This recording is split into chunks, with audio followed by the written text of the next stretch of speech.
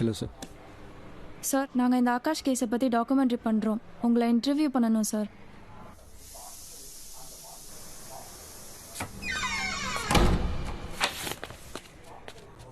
Face தெரியாதுல்ல? தெரியாது sir, blur பண்ணி விட்டுருவோம்.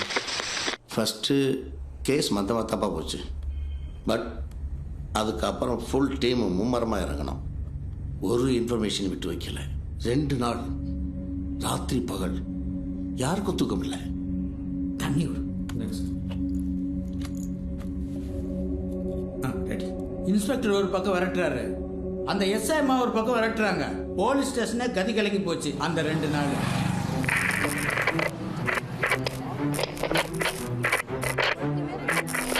திங்கக்கிழமை 2 பேரையும் கோர்ட்டில் ப்ரொடியூஸ் பண்ணணும். ஸோ 2 நாள் தான் டைம். இது எழிலா கவினான்னு கண்டுபிடிக்கிறதுக்கு. உண்மையை ஒத்துக்கிற வரைக்கும் 2 பேருக்கு சாப்பாடு தராதிங்க, தண்ணி மட்டும்தான். அப்புறம் இது முக்கியம், இன்னொரு சஸ்பெக்ட் நம்ம கஸ்டடியில் இருக்கான்னு எழிலுக்கு தெரியக்கூடாது. அதே மாதிரி எழில் கஸ்டடியில் இருக்கிற விஷயம் கவினுக்கு தெரியக்கூடாது. அவனை பொறுத்த வரைக்கும் அவன் மட்டும்தான் சஸ்பெக்ட். புரிஞ்சுதா?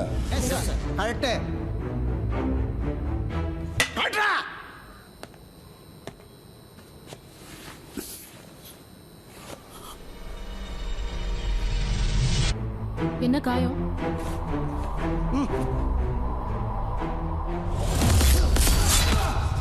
கன்ஸ்ட்ரக்ஷன் சைட்ல ராட் கிடைச்சிருச்சு.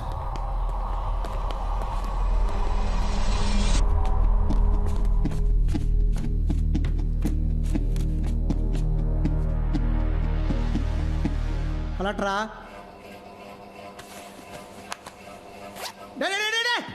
சட்டையை கலட்ரா.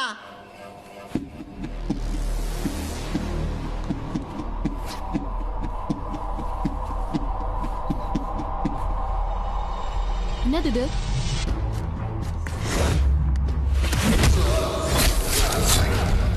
பைக் ஸ்கிட் ஆகி விழுந்துட்டேன்.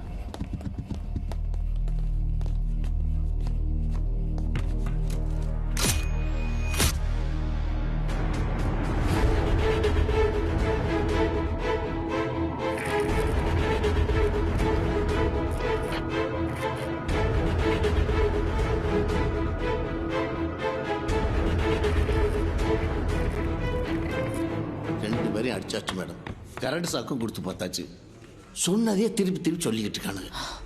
2 பேர்ல ஒருத்தன் கேம் ஆடுறான். ஏட்டு அது யாருன்னு கண்டுபிடிக்கணும். நம்மகிட்ட இருக்குது இந்த செல்ஃபி எவிடன்ஸ் மட்டும்தான்.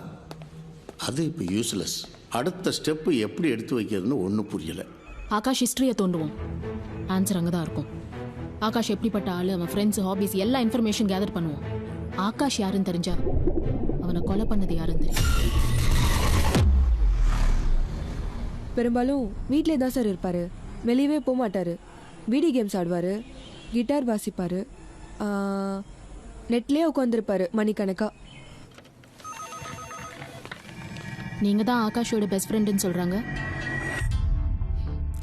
ராக் பேண்டில் ஒன்றா இருந்தோம் காலேஜில். அவன் ஸ்டேஜ் போனதும் கொஞ்சம் கொஞ்சமாக அப்படியே டச் விட்டு போச்சு. ஏன் திரும்பி வந்துட்டாரு? யூஎஸ் பிடிக்கலன்னு சொன்னான். சம்பாரிச்சு சாப்பிட்ணுன்னு அவசியம் இல்லை. அப்பா மாதம் மாதம் பணம் அனுப்பி வச்சுறாரு. ரொம்ப நல்ல டைப் சார்.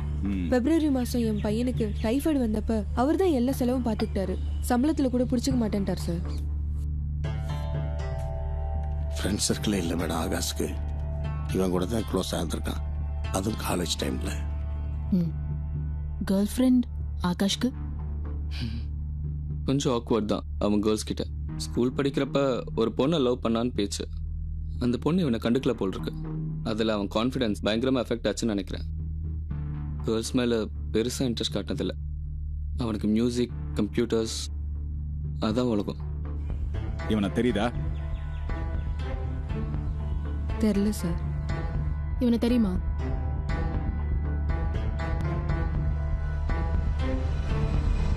தெரியல.